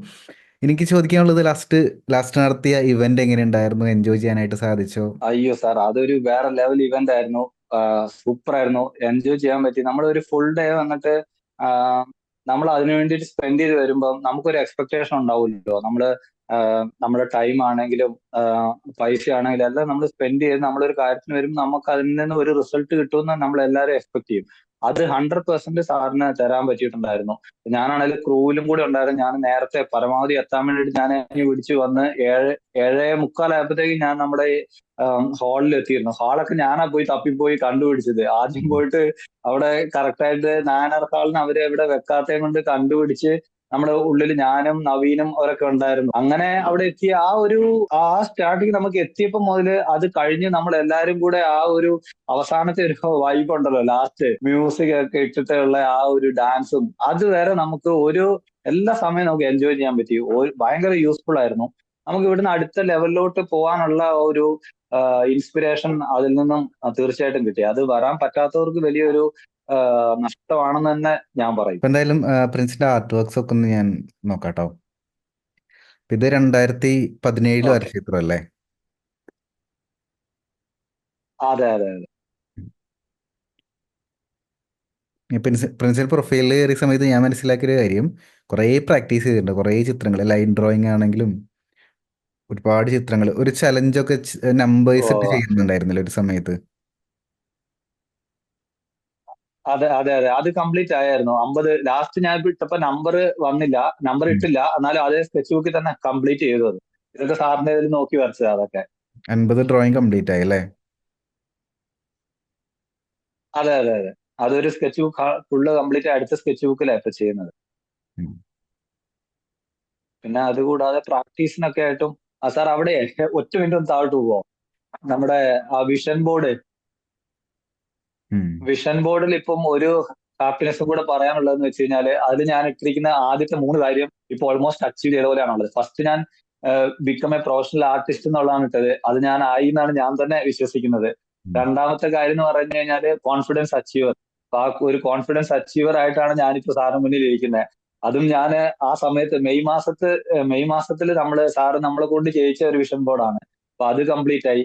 പിന്നെ create a masterpiece artwork, അത് ഈ വർഷത്തെ ഒരു ടാർഗറ്റ് ആയിരുന്നു. പക്ഷെ അത് സത്യത്തിൽ അത് നടക്കുമെന്ന് ഒരിക്കലും വിചാരിച്ചില്ല. ഇത് ഈ DMM വേർഷൻ 2 വന്നിട്ട് മാസ്റ്റർ പീസ് ചെയ്യാൻ പറ്റുമെന്ന് ഒരിക്കലും സ്വപ്നത്തിൽ പോലും വിചാരിച്ചില്ല. അതും ഇതുവരെ എന്റെ മാസ്റ്റർ പീസ് ഞാൻ അതിൽ ഇട്ടേക്കുന്ന ആ ചിത്രം കണ്ടല്ലോ, അതുപോലത്തെ ഏതെങ്കിലും ഒരു കണ്ണോ ഏതെങ്കിലും ഒരു ആർട്ടിസ്റ്റ് വരച്ച ഒരു കുറച്ച് നല്ല റിയലിസ്റ്റിക് ആയിട്ടുള്ള ഒരു ചിത്രം വരയ്ക്കണം എന്നുള്ളതായിരുന്നു.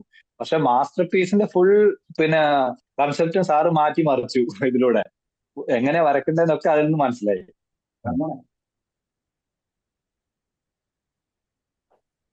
അവസാനത്തെ ഭാഗത്തോട്ട് വരാം. ഇത് അത് ഞാൻ ലേറ്റസ്റ്റ് ആയിട്ട് ഇന്ന് വരച്ചത്. പോസ്റ്റ് ചെയ്തത്. ഉം. അതെ അതെ. ഞാൻ കളർ പെൻസിൽ തുടങ്ങിയിട്ടില്ല. ഉം. ഇത് മുമ്പ് എനിക്ക് ചർച്ചിൽ നിന്ന് ഒരു ഒരു വർക്ക് എന്ന് പറയാൻ പറ്റൂല. ഇപ്പൊ ഞാന് ഇൻസ്റ്റയിലും ഫേസ്ബുക്കിലും ആർട്ടിസ്റ്റ് പ്രിൻസ് എന്നുള്ള രീതിയിൽ ഞാൻ പേജ് തുടങ്ങിയിട്ടുണ്ടായിരുന്നു. അപ്പൊ ഉം. അതിനുശേഷം ആളുകൾ ശരിക്കും ആർട്ടിസ്റ്റ് എന്നുള്ള രീതിയിൽ ശ്രദ്ധിക്കപ്പെടാൻ തുടങ്ങി. പിന്നെ നമ്മുടെ അഭിലാഷ് ബ്രോ ഇല്ലേ, അഭിലാഷ് തമ്പാൻ, അതുപോലെ ഞാൻ ഈ 1-to-1 വരുന്ന ആൾക്കാരൊക്കെ വീഡിയോസ് ഞാൻ കാണും കേട്ടോ. ഉം. ഒരുമാതിരി അവരുടെയൊക്കെ ഒരു എക്സ്പീരിയൻസ് ഒക്കെ അറിയാൻ വേണ്ടിയിട്ട്. അപ്പൊ പുള്ളിയുടെ വീഡിയോയിൽ നിന്ന് ഒരു ദിവസം എനിക്ക് ഇൻസ്പയർ ആയിട്ട് ഈ ഗുഡ് മോർണിംഗ് മെസ്സേജുകൾ പിന്നെ വരച്ചിട്ടിടുന്ന ഒരു സംഭവം പുള്ളി പറയുന്നുണ്ടായിരുന്നു. അപ്പൊ അതിൽ നിന്ന് എനിക്ക് അപ്പൊ അത് കൊള്ളാലോ എന്ന് തോന്നിയിട്ട് അങ്ങനെ ഞാൻ പെൻ ഡ്രോയിങ് വെച്ചിട്ട് കുറച്ച് വരച്ച് ഡെയിലി ഞാൻ നമ്മുടെ കുറച്ച് ഗ്രൂപ്പുകളിലും നമ്മുടെ റിലേറ്റീവ് ഫ്രണ്ട്സിനൊക്കെ അയക്കാൻ തുടങ്ങി. അതിനുശേഷമാണ് ശരിക്കും നമ്മളെ ഒരു ആർട്ടിസ്റ്റ് എന്നുള്ള രീതിയിൽ ആളുകൾ റെക്കഗ്നൈസ് ചെയ്യാൻ തുടങ്ങിയത്. വലിയൊരു മാറ്റം എന്ന് വെച്ച് കഴിഞ്ഞാൽ ഒറ്റ വാക്കിൽ പറയാനാണെങ്കിൽ ഞാൻ അത് പറയും. കോൺഫിഡന്റ് ആയിട്ട് പ്രിൻസ് വർഗീസ് എന്നുള്ളിടത്ത് നിന്ന് ആർട്ടിസ്റ്റ് പ്രിൻസ് എന്നുള്ള രീതിയിലേക്ക് പേര് മാറ്റാൻ പറ്റി എന്നുള്ളതാണ് ഏറ്റവും വലിയൊരു ഇതെന്ന് പറഞ്ഞാൽ. അത് ചുമ്മാ നമ്മൾ പേര് മാറ്റുന്നതല്ല, അത് നമുക്ക് ഇടണമെങ്കിൽ നമുക്കൊരു കോൺഫിഡൻസ് വേണ്ടേ. ആ ഒരു രീതിയിലേക്ക് മാറാൻ പറ്റി എന്നുള്ളതാണ് എനിക്ക് ഒറ്റ വാക്കിൽ പറയാൻ ഇതിന് കിട്ടിയ ഏറ്റവും വലിയ അച്ചീവ്മെന്റ് എന്ന് ഞാൻ പറയും.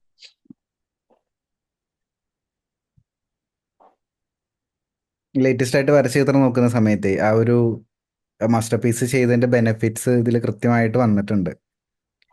കറക്റ്റായിട്ട് എഫേർട്ട് എടുത്ത് ചെയ്തിട്ടുണ്ട്. എനിക്ക് തോന്നുന്നു ഇനി ഒരു മാസ്റ്റർ പീസ് ചെയ്യുന്ന സമയത്ത് നമ്മൾ നെക്സ്റ്റ് മാസ്റ്റർ പീസ് പ്ലാനിങ് ചെയ്യുന്നുണ്ട്. നമ്മൾ ഇനി വരുന്ന ഈ സൺഡേ വീക്ക്ലി മീറ്റിംഗ് നമ്മൾ അനൗൺസ് ചെയ്യും. ഇതിനേക്കാളും ബിഗ് ആയിട്ടായിരിക്കും നമ്മൾ ഓക്കെ. ചെയ്യുന്നുണ്ടായി. ജസ്റ്റ് ഒരു സ്റ്റാർട്ടിങ് മാത്രം. കളർ പെൻസിലില് സാർ അതൊന്ന് നോക്കാം. അതിൽ ആ ഒരു ഫിൽ ആയിട്ടില്ല ശരിക്കും അങ്ങോട്ട് ഇടയിൽ ഇങ്ങനെ വൈറ്റ് പാസസ്. പിന്നെ എനിക്ക് അത് അത്ര ടൈമും ഇല്ലായിരുന്നു. ടൈം എടുത്താൽ ഞാൻ ചെയ്തു. ഓൾമോസ്റ്റ് 2 വീക്സോടെ എടുത്തു. കുറച്ച് സമയമൊക്കെ ആയിട്ട് ഒരു ദിവസം 1 മണിക്കൂർ 2 മണിക്കൂറൊക്കെയാണ് പരമാവധി കിട്ടുള്ളൂ. ആ പോർഷനിലൊക്കെ അങ്ങോട്ട് അങ്ങ് ശരിക്കും ഒരു ഫില്ല് ആവാത്ത പോലെ ഒരു ഫീൽ ഉണ്ടായിരുന്നു. പിന്നെ അത് പേപ്പറിന്റെ അത് ഐവറി ഷീറ്റ് അല്ല. ഞാൻ മുമ്പ് വലിയ ഇതിന്റെ ഫൈബർ കാസ്റ്റിന്റെ ഒരു ഡ്രോയിങ് ബുക്ക് വാങ്ങിച്ചിട്ടുണ്ടായിരുന്നു. A4-നെക്കാളും വലുത്. ഞാൻ അതിൽ നിന്ന് കട്ട് ചെയ്തിട്ട് A4-ന്റെ സൈസിലേക്ക് ഞാൻ ബോക്സ് ഇട്ടിട്ട് A4-ലാണ് ഇത് വേണ്ടത്.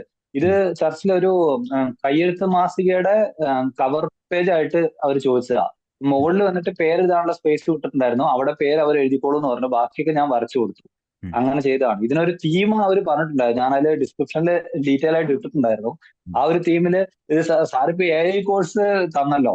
ഇഫ് AI കിട്ടുന്നതിന് മുമ്പ് ഞാൻ ജസ്റ്റ് ട്രൈ ചെയ്ത ഒരു AI ആണ്. അത് നമ്മുടെ വാട്സപ്പിൽ വരുന്ന AI നിന്ന് ഞാൻ ജനറേറ്റ് ചെയ്തിട്ട് ആ പിക്ചർ നടുക്കത്തെ കൈയും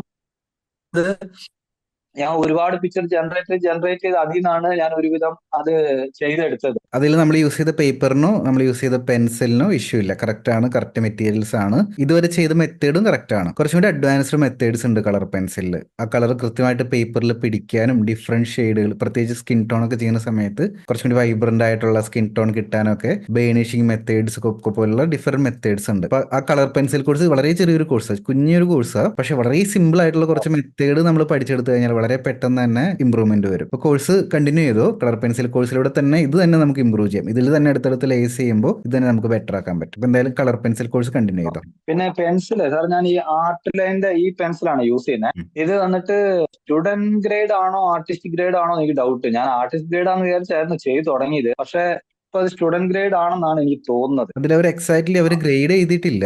ടോപ്പ് ക്വാളിറ്റി എന്ന് പറയാൻ പറ്റില്ല, ഒരുപാട് ലോ ക്വാളിറ്റിയും അല്ല, ഒരു മീഡിയം റേഞ്ചിലാണ് പെൻസിൽ വരുന്നത്. നമുക്ക് അത്യാവശ്യം നല്ല ചിത്രങ്ങൾ വരയ്ക്കാനായിട്ട് അത് യൂസ് ചെയ്യാം. ടോപ്പ് ക്വാളിറ്റി പോകണമെങ്കിൽ നമുക്ക് സ്റ്റെഡ്ലർ ബ്രാൻഡ് ഉണ്ട്. പിന്നെ ഞാൻ യൂസ് ചെയ്യുന്നത് ഫൈബർ കാസിലിന്റെ, ഞാൻ ആമസോണിൽ കാണിച്ചുതരാം.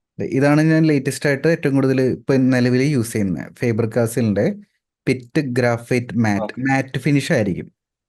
ചെയ്ത് കഴിയുമ്പോൾ ആ ഗ്ലേസിങ്, പർപ്പിൾ ഗ്രാഫിറ്റിനുള്ള ഗ്ലേസിങ് ഉണ്ടാവില്ല. ഫുൾ ഗ്ലേസിങ് ഒഴിവാവുന്നല്ല, ചാർക്കോൾ പോലെ ഇരിക്കും നല്ല ഉദ്ദേശിക്കുന്നത്. പക്ഷെ നോർമൽ ഗ്രാഫൈറ്റ് പെൻസിൽ അത്രയും ഗ്ലേസിങ് ഉണ്ടാവില്ല. പിന്നെ കുറച്ചും കൂടി സ്മൂത്ത് ആയിട്ട് എനിക്ക് തോന്നി. ആ ഡാർക്ക്നെസ് ഒക്കെ നല്ല ഡാർക്ക്നെസ് ആയിട്ട് തോന്നി.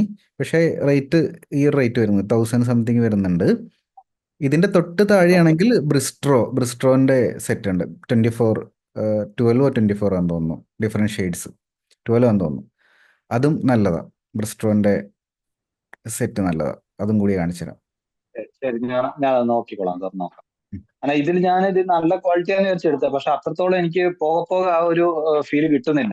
കുറച്ച് സ്റ്റാർട്ടിങ്ങിൽ പ്രാക്ടീസ് ചെയ്യാൻ നല്ലതാ. മാസ്റ്റർ പീസ് ചെയ്ത് മാസ്റ്റർ പീസ് ചെയ്യുമ്പോൾ പൊട്ടിപ്പോയി. അത് ഓർമ്മിച്ചെടുക്കുമ്പോഴത്തേക്കും പോയി. ഇത്രയായി പെൻസില്. കാരണം ഒന്നാമത് നമ്മൾ എത്തിരിലല്ലേ ചെയ്യുന്നത്. അപ്പൊ ബാക്ക്ഗ്രൗണ്ട് ഡാർക്ക് ഒക്കെ ആണെങ്കിൽ അത്രയും നമുക്ക് യൂസ് ചെയ്യുമല്ലോ. ചാർക്കോൾ പെൻസില് ഞാൻ വാങ്ങിച്ചു വെച്ചിട്ടുണ്ടായിരുന്നു. മാസ്റ്റർ പീസ് ചെയ്യുമ്പോൾ ഉപകാരപ്പെട്ടാലോ എന്ന് വിചാരിച്ച് ഞാൻ വാങ്ങിച്ചു. ഇതിന്റെ അത് ആ ബാക്ക്ഗ്രൗണ്ടും ഗ്രാഫൈറ്റ് പൗഡർ വെച്ച് ചെയ്താൽ മതി. നമ്മുടെ ലീഡറിന്റെ ഒരു സജഷൻ കിട്ടിയായിരുന്നു. അപ്പൊ ഞാൻ 10B തന്നെ വെച്ച് ആദ്യം ഫുള്ള് നല്ല ഡാർക്ക് ചെയ്തിട്ട് ഞാൻ വേറൊരു മുമ്പ് ഞാൻ വാങ്ങിച്ച ഒരു ഫൈബർ കാസ്റ്റിന്റെ 10Bന്റെ പെൻസിൽ ഉണ്ടായിരുന്നു. അത് വെച്ച് പൗഡർ ആക്കി എടുത്തിട്ട് അത് മേലെ ബ്രഷും കൊണ്ട് അപ്ലൈ ചെയ്തിട്ടാണ് ആ ഡാർക്ക് ചെയ്തെടുത്തത്.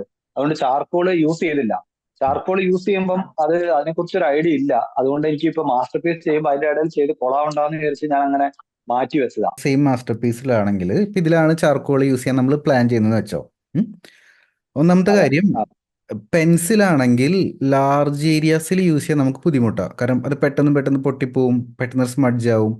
അപ്പം ഇത്തരത്തിലുള്ള ബ്ലാക്ക് ഓക്കെ ആയിട്ടുള്ള ലാർജ് ഏരിയ ഫില്ല് ചെയ്യണമെങ്കിൽ ചാർക്കോൾ പെൻസിലിനേക്കാളും നല്ലത് ചാർക്കോൾ പൗഡറാണ്. ഓക്കെ മനസ്സിലാകുന്നുണ്ടോ? ഇപ്പോൾ ഏറ്റവും വലിയ ഓക്കെ ലാർജ് ബ്ലാക്ക് ഏരിയാസ് ആണെങ്കിൽ ചാർക്കോൾ പൗഡർ യൂസ് ചെയ്യും. ഇപ്പം നമ്മൾ ഗ്രാഫൈറ്റ് പൗഡർ യൂസ് ചെയ്ത പോലെ തന്നെ ചാർക്കോൾ പൗഡർ യൂസ് ചെയ്യണമെങ്കിൽ കുറച്ചും കൂടി ഡെപ്തിലുള്ള ബ്ലാക്ക് കിട്ടും. അതാണ് ഡിഫറൻസ്. അപ്പൊ ഇതെന്ന് പറഞ്ഞു കഴിഞ്ഞാൽ ഒരു പ്രത്യേക എക്സ്പീരിയൻസ് ആയിരുന്നു. ഓരോ പോർഷൻ ബൈ പോർഷൻ ചെയ്യുന്നതും അതിന്റെ ആ ഒരു എക്സ്പീരിയൻസ് സത്യത്തിൽ നമുക്ക് മാസ്റ്റർ പീസിൽ കിട്ടി. വേറൊരു കാര്യം കൂടി ഷെയർ ചെയ്യാനുള്ളത്, ചാർക്കോൾ യൂസ് ചെയ്യുമ്പോൾ ഈ സെയിം ചിത്രമാണെങ്കിൽ ബാക്ക്ഗ്രൗണ്ട് യൂസ് ചെയ്യുന്ന കാര്യം മനസ്സിലായല്ലോ. പിക്ചറിന്റെ ആ ഓ അകത്താണെങ്കിൽ ഏറ്റവും ആദ്യം ഷെയ്ഡിങ് ചെയ്യണക്ക് മുമ്പ്, സാധാ ഗ്രാഫൈറ്റ് പെൻസിൽ യൂസ് ചെയ്യണക്ക് മുമ്പ് ഏറ്റവും ആദ്യം ആ ചാർക്കോൾ എടുത്ത് ഏറ്റവും ബ്ലാക്ക് ഉള്ള ഭാഗങ്ങൾ നമുക്ക് ചെയ്യാൻ പറ്റും. ഏറ്റവും ഓക്കെ ബ്ലാക്ക് ആയിട്ട് തോന്നുന്ന ഭാഗങ്ങൾ, അതിന്റെ ബെനിഫിറ്റ് കുറച്ചും കൂടി ഡെപ്തിൽ ആ ഡാർക്ക് ആയിട്ടുള്ള ഭാഗങ്ങൾ നമുക്ക് കിട്ടും. പിന്നെ ബാക്കിയുള്ള ഭാഗങ്ങൾ ഗ്രാഫൈറ്റ് വെച്ച് ഫിനിഷ് ചെയ്ത് കഴിഞ്ഞാൽ വേറെ ഡിഫറെന്റ് ഫീൽ ആയിരിക്കും ആ ഡ്രോയിങ്ങിന് ഉണ്ടായിരിക്കും. നെക്സ്റ്റ് ടൈം അതൊന്ന് ട്രൈ ചെയ്ത് നോക്കിക്കോ. ഓക്കെ ആ ഡാർക്ക് പോർഷൻ മാത്രം നമുക്ക് ചാർക്കോൾ അപ്ലൈ ചെയ്ത് ചെയ്യാം ചാർക്കോൾ അല്ലേ? പെൻസിൽ ഉപയോഗിച്ചിട്ട് ഫിനിഷ് ചെയ്യുക, ഫുൾ ഫിനിഷ് ചെയ്യുക, ഏറ്റവും ഡാർക്കുള്ള പോർഷൻ. അതിനുശേഷം പിന്നെ ഗ്രാഫൈറ്റ് പെൻസിൽ യൂസ് ചെയ്യുക. എനിക്ക് ഞാൻ നോക്കിയിട്ട് ചിത്രങ്ങൾ ഒരുവിധം വരയ്ക്കും. പക്ഷെ ഇമാജിനേഷനിൽ നിന്ന് എടുത്തിട്ട് അങ്ങനെ വരയ്ക്കാനുള്ള അത് പണ്ട് പോലെ ഞാൻ ശീലിച്ചിട്ടില്ല. നല്ല നോക്കി നോക്കി വരച്ച് അങ്ങനെ ആയിപ്പോയാന്ന് തോന്നുന്നു. നമുക്കൊരു ചെറിയൊരു ചിത്രമാണെങ്കിൽ തന്നെ ഇങ്ങനെ ആലോചിച്ച് വരയ്ക്കാനുള്ള ഒരു ബുദ്ധിമുട്ടുണ്ട്. അതൊന്ന് ഇമ്പ്രൂവ് ചെയ്യണം നമുക്ക്. അതിന് നമുക്ക് ഒരു കോഴ്സ് ഉണ്ട്, ആ കോഴ്സിന്റെ പേര് ഒന്ന് നോട്ട് ചെയ്ത് വെച്ചോ. Creativity optimisation formula. നമ്മുടെ കോഴ്സ് അസിന്റെ ഓക്കെ അകത്തുണ്ടോ? ആ കണ്ടിരുന്നു ഞാൻ. പക്ഷെ അത് ഓരോന്ന് തീർത്ത് പോവാന്ന് വിചാരിച്ചുകൊണ്ട് ഞാനത് അതിലേക്ക് കയറിയില്ല. കോഴ്സ് ഞാൻ കണ്ടായിരുന്നു, കോഴ്സ് അത് അറിയാം, പെൻസിൽ അപ്പൊ അത് ഡ്രോയിങ് ഞാൻ കോഴ്സ് ചെയ്തായിരുന്നു. ഒന്ന് കംപ്ലീറ്റ് ആകുമ്പോൾ നെക്സ്റ്റ് അത് അറ്റൻഡ് ചെയ്തോ, ക്രിയേറ്റിവിറ്റി ഒപ്റ്റിമൈസേഷൻ ഫോർമുല അറ്റൻഡ് ചെയ്തോ. ഓക്കെ എ ടു സെഡ് കഴിഞ്ഞിട്ട് അതിലേക്ക് പോകാം അല്ലെ? എ ടു സെഡ് എന്റെ കംപ്ലീറ്റ് ആയിട്ടില്ല. കോഴ്സ് ഇൻഡന്റിങ്ങും കോഴ്സ് വൈറ്റ് എവിടെ വരെ എത്തി, എക്സാക്ട്ലി എവിടെ വരെ എത്തി കോഴ്സ്? എക്സാക്ട്ലി ഞാൻ ഷെയ്ഡിങ് ക്ലോസ് ചാപ്റ്റർ 15 ഓ, അടുത്ത് ബൊക്കെ എഫക്ട് ആണ്. അതുപോലെ പോണ്ട ഇന്റന്റിങ് ഒക്കെ അതിന് ശേഷം വരുന്നത്. അപ്പൊ നമുക്ക് പഠിക്കാൻ കുറെ ഉണ്ട്, ടെക്നിക്സ് കുറെ പഠിക്കാനുണ്ട്. പക്ഷെ ടെക്നിക്ക് അറിയാതെ ഇത്ര ചെയ്തില്ലേ, ഇപ്പൊ ടെക്നിക്ക് പഠിച്ചു കഴിയുമ്പോൾ നമുക്ക് കുറെ ബെറ്റർ ആവും. കൂടാതെ next masterpiece artwork ചലഞ്ചിൽ ഞാൻ കുറച്ചും കൂടി ഡെപ്തിൽ പോകുന്നുണ്ട്. കാരണം ഇതിപ്പോ മെയിൻ കാര്യം, ഇത് ഞാൻ നിങ്ങൾക്ക് ചിന്തിക്കാൻ ടൈം തന്നിട്ടില്ല. അതൊരു ട്രിക്ക് ആയിരുന്നു എന്റെ സൈഡിൽ അതെ നിന്ന് അതെ ഞാൻ ചെയ്ത ഒരു മെത്തേഡ് ആയിരുന്നു. കാരണം ചിന്തിക്കാൻ ടൈം തന്നു കഴിഞ്ഞാൽ നിങ്ങളിത് അതെ അതെ ചിന്തിക്കും, എങ്ങനെ ചെയ്യുന്നൊക്കെ ചിന്തിച്ച് നിങ്ങൾ ചെയ്യില്ല. പക്ഷെ അതെ വൺസ് അതെ ഇത് മനസ്സിലായി, സത്യം. ഇനി ഇനി ഈ ചെയ്തവർക്ക് ഇനി ഒരു ഹെസിറ്റേഷൻ ഉണ്ടാവില്ല അടുത്തൊരു മാസ്റ്റർ പീസ് ചെയ്യാൻ, ഇൻട്രസ്റ്റഡ് ആയിരിക്കും. അപ്പൊ ചെയ്യുമ്പോൾ എന്താ അതെ ബെനിഫിറ്റ് അതെ എന്ന് വെച്ചാൽ നമുക്കൊരു പ്ലാനിങ്ങിന് ഒരു ടൈം എടുക്കാൻ പറ്റും. ഇത് ശരിക്കും ഒരു പ്ലാനിങ് സ്റ്റേജ് ഉണ്ട് ഇതിന് മുമ്പ്, ഡയറക്ട്ലി ചെയ്യാതെ എങ്ങനെ ചെയ്യണം, ഏതൊക്കെ മെത്തേഡ്സ് യൂസ് ചെയ്യണം, മെത്തേഡ്സിന്റെ ലിസ്റ്റ് ഇടാൻ പറ്റും, എവിടെ നിന്ന് സ്റ്റാർട്ട് ചെയ്യണം, ഒന്ന് പ്ലാൻ ചെയ്തിട്ട് മാസ്റ്റർ പീസ് ചെയ്യാൻ പറ്റും. അടുത്ത masterpiece artwork challenge ഞാൻ അങ്ങനെയാണ് ചെയ്യുന്നത്. Already masterpiece complete okay ആയവർക്ക് നെക്സ്റ്റ് ഒരു മാസ്റ്റർ പീസ് ചെയ്യുമ്പോൾ എന്തൊക്കെ കാര്യങ്ങൾ ശ്രദ്ധിക്കണം എന്നുള്ളത്. കോഴ്സ് ഇനി ഞാൻ എന്റെ ഫുൾ ഫോക്കസ് കോഴ്സിലേക്കാണ്. ഇപ്പൊ ഇതിന്റെ ഇടയ്ക്ക് 2 ചാലഞ്ചും പിന്നെ പല സംഗതികളായതുകൊണ്ട് കോഴ്സ് ഇച്ചിരി ഒന്ന് ഹോൾഡ് ആയിട്ടുള്ളത്. അതിലേക്കാണ് ഇനി ഫോക്കസ് ചെയ്യുന്നത്. കാരണം നാളെ ഈ മുതൽ ഈ തന്നെ ഈ കോഴ്സിലേക്ക് കോഴ്സ് അറ്റൻഡ് ചെയ്യാത്ത കയറാനുണ്ട്. സ്റ്റുഡൻസ് ആണെങ്കിൽ പോലും ഇത്തരത്തിൽ ചലഞ്ച് കംപ്ലീറ്റ് ആകുമ്പോഴാണ് അവർക്ക് തന്നെ മനസ്സിലാവും ആ കോഴ്സ് ഇമ്പോർട്ടൻ്റ് ആണ്, അതിൽ മെത്തേഡ്സ് ഉണ്ടെന്നൊക്കെ മനസ്സിലാവുക. അല്ലെങ്കിൽ എന്താ പ്രശ്നം എന്ന് വെച്ച് കഴിഞ്ഞാൽ കറക്റ്റ്. റെക്കോർഡ് കോഴ്സ് ആയതുകൊണ്ട് തന്നെ അറ്റൻഡ് ചെയ്യാതിരിക്കാനുള്ള ടെൻഡൻസി ഒരുപാട് കൂടുതലായിരിക്കും സ്റ്റുഡൻസിന്റെ അടുത്തുനിന്ന്. നെക്സ്റ്റ് എന്റെ ഒരു 1 ഇയർ ഗോൾ എന്താ? ഗോൾ എന്ന് വെച്ച് കഴിഞ്ഞാല് അത് തന്നെ സാർ, ഫസ്റ്റ് പ്രൊഫഷണൽ ആർട്ടിസ്റ്റ് ആകുക എന്നുള്ളത് തന്നെയാണ്. നമ്മുടെ മെയിൻ ആയിട്ടുള്ള വർക്കിൽ നിന്നും മാറി ആർട്ട് തന്നെ നമ്മുടെ പ്രൊഫഷണൽ ആക്കണം എന്നുള്ള ഒരു ആഗ്രഹത്തിലാണ് ഇപ്പൊ ഞാനുള്ളത്. അപ്പൊ അതിന്റെ പോസിബിലിറ്റീസ് കാര്യങ്ങളൊക്കെ ഈ കോഴ്സിൽ വന്നതിന് ശേഷമാണ് എനിക്ക് മനസ്സിലായത്. നമ്മൾ ഇത്രയും കാലം ജോലി ചെയ്ത് കുറെ കാലമായി ജോലി ചെയ്യാൻ തുടങ്ങിയിട്ട് അതൊന്നും നമ്മൾ വളരെ എൻജോയ് ചെയ്യുന്ന ഒരു ജോലിയല്ല. അപ്പൊ നമ്മുടെ ഒരു പാഷൻ ആയിട്ടുള്ള കാര്യം തന്നെ നമുക്ക് പ്രൊഫഷൻ ആക്കാൻ പറ്റുക എന്നുള്ളത് വലിയൊരു കാര്യമാണ്. അത് ഞാൻ പല ആളുകളും അതുപോലെ പ്രൊഫഷൻ, ചില ആൾക്കാർ ജേർണലിസ്റ്റുകളൊക്കെ പറയും ഞാനിത് എന്റെ പാഷനാണ്, ഞാൻ അത്ര ഇഷ്ടപ്പെട്ട് ചെയ്യുന്നതാണൊക്കെ. അപ്പൊ അതൊക്കെ കേൾക്കുമ്പോൾ എനിക്കും ഭയങ്കരമായിട്ട് തോന്നുമായിരുന്നു, നമുക്കൊന്നും അങ്ങനെ ചെയ്യാനുള്ള ഒന്നും ഇല്ലല്ലോ, ചെയ്യാൻ പറ്റുന്നില്ലല്ലോ എന്ന്. അപ്പം നമ്മുടെ അടുത്ത് ചെറിയൊരു സ്കില്ലുണ്ട്, അത് നമ്മൾ ഡെവലപ്പ് ചെയ്ത് നമ്മൾ അതിനെ പ്രോപ്പറായിട്ട് മോൾഡ് ചെയ്ത് എടുത്തു കഴിഞ്ഞാൽ നമുക്കും അതൊരു പ്രൊഫഷനാക്കി മാറ്റാനുള്ള സ്കോപ്പ് ഉണ്ടെന്ന് എനിക്ക് മനസ്സിലായി. സാറിന്റെ ക്ലാസ്സിലൂടെയും സാറിന്റെ വീക്കിലി മീറ്റിംഗ്, നമ്മുടെ ഇതുവരെയുള്ള ഓൺലൈൻ ഓഫ്ലൈൻ എല്ലാത്തിൽ നിന്നും ഞാൻ 100% കോൺഫിഡന്റ് ആണ് അതിൽ. അപ്പൊ അതുകൊണ്ട് എന്റെ ലക്ഷ്യം അത് തന്നെയാണ്, അതിലേക്ക് എത്തുക എന്നുള്ളത് തന്നെയാണ്. അപ്പൊ അടുത്ത കമ്മീഷൻ വർക്ക് ചെയ്യണം, പിന്നെ ഓഫ്ലൈൻ ഓൺലൈൻ ആർട്ട് ക്ലാസ് ചെയ്യണം. അത് നമുക്ക് അതിലോട്ട് വർക്കൗട്ട് ചെയ്യാം. പ്രിൻസ് എന്തായാലും ഒരുവിധം ക്ലാരിറ്റി ഉണ്ടല്ലോ നമ്മുടെ കമ്മ്യൂണിറ്റിയിലുള്ള കാരണം, എന്തൊക്കെ ചെയ്യണം, എന്തൊക്കെ ചെയ്യാൻ പാടില്ല എന്നുള്ളത്. ഓ അതെ ചെയ്യുക, അതെ ക്ലാസ് എടുക്കാൻ താല്പര്യം ക്ലാസ്സുകൾ എടുക്കുക. കിഡ്സിനുള്ള ക്ലാസ് ആണെങ്കിൽ നമ്മൾ കിഡ്സിൻ്റെ കോഴ്സ് റെഫർ ചെയ്യാം, സിലബസ് ക്രിയേറ്റ് ചെയ്യാം, അതുപോലെ പഠിപ്പിക്കാം. പിന്നെ വീക്കിലി മീറ്റിംഗിൽ ഞാനുമായിട്ട് കണക്ട് ചെയ്യാം. ഒന്നിനും ആക്ഷൻ എടുക്കാനായിട്ട് അവിടെ ആക്ഷൻ എടുക്കാതിരിക്കേണ്ട, ആക്ഷൻ എടുത്താൽ നമുക്കൊരു റിസൾട്ട്. ഇപ്പം നമ്മൾ ഇവന്റ് അനൗൺസ് ചെയ്തു, അപ്പോൾ ചെയ്യുമ്പോഴേ ഓ, പഠിക്കുള്ളൂ. ഇത് ചെയ്യാതെ നമ്മൾ അത്രേ ഉള്ളൂ. പേടിച്ച് ഇത്രയും പേര് ഇവന്റ് വന്ന് നമ്മൾ ശരിയാവില്ല എന്നൊക്കെ പേടിച്ചിരിക്കുകയാണെങ്കിൽ നമുക്ക് ലൈഫിൽ ഒന്നും നടക്കില്ല. ഇപ്പൊ ഞാൻ മൈൻഡ് അപ്പ് ചെയ്തോട്ടെ? വേറെ എന്തെങ്കിലും ഡിസ്കസ് ചെയ്യാനുണ്ടോ? ഓ, ഓക്കെ. വേറെ ഒന്നും തന്നെ ഇല്ല സാർ. ഒരുപാട് സന്തോഷം. ഞാൻ നമ്മുടെ ക്ലാസ്സിൽ ജോയിൻ ചെയ്ത സമയത്ത് ഫസ്റ്റ് തന്നെ എന്റെ കോഴ്സിലൂടെ ഒക്കെ പോകുമ്പോൾ നമുക്ക് ആ റിവാർഡ് സിസ്റ്റം ഒക്കെ കണ്ടപ്പോൾ എന്റെ ഫസ്റ്റ് മൈൻഡിലുണ്ടായിരുന്നു എത്രയും വേഗം കോൺഫിഡൻസ് അച്ചീവർ ആകുക, സാറിന്റെ കൂടെ 1-to-1 ഇരിക്കുക, ഫീഡ്ബാക്ക് എടുക്കുക, അടുത്ത ലെവലിലേക്ക് പോകുക എന്നുള്ളതായിരുന്നു എന്റെ ലക്ഷ്യം. കോഴ്സിൽ ഫെബ്രുവരിയും ഓഗസ്റ്റും ആയിരുന്നല്ലോ മാസ്റ്റർ പീസ് 2 ടൈം ഉള്ളത്. അപ്പൊ ആ ഓഗസ്റ്റിൽ ചെയ്യണമെന്നായിരുന്നു ഞാൻ ടാർഗറ്റ് ഇട്ടത്, മാസ്റ്റർ പീസ് എന്തായാലും ചെയ്യണമെന്ന്. പക്ഷെ ആ സമയത്ത് കോൺഫിഡൻസ് അച്ചീവർ എടുക്കാൻ പറ്റിയില്ലെങ്കിലും നമ്മൾ അറിയാതെ നമ്മളിപ്പോ ഒക്ടോബർ ആയപ്പോഴത്തേക്ക് നമ്മൾ മാസ്റ്റർ പീസ് ചെയ്തു കഴിഞ്ഞു. അത് ഭയങ്കര ഒരു അച്ചീവ്മെന്റ് ആയിരുന്നു ഞാൻ കരുതുന്നത്. അപ്പൊ ഞാൻ പറഞ്ഞ പോലെ വിഷൻ ബോർഡിലെ ഓൾമോസ്റ്റ് 3 പോയിന്റ് ഓൾറെഡി ഇപ്പം കവർ ചെയ്തു. അപ്പൊ അതൊക്കെ ഈ ക്ലാസ്സിൽ വന്നത് കൊണ്ട് എനിക്ക് കിട്ടിയ വലിയൊരു അച്ചീവ്മെന്റ് ആണ്. ബാക്കി പോയിന്റ്സ് പെട്ടെന്ന് തന്നെ കവർ ആവട്ടെ. Okay. Thank you so okay, much. Thank good you. Night.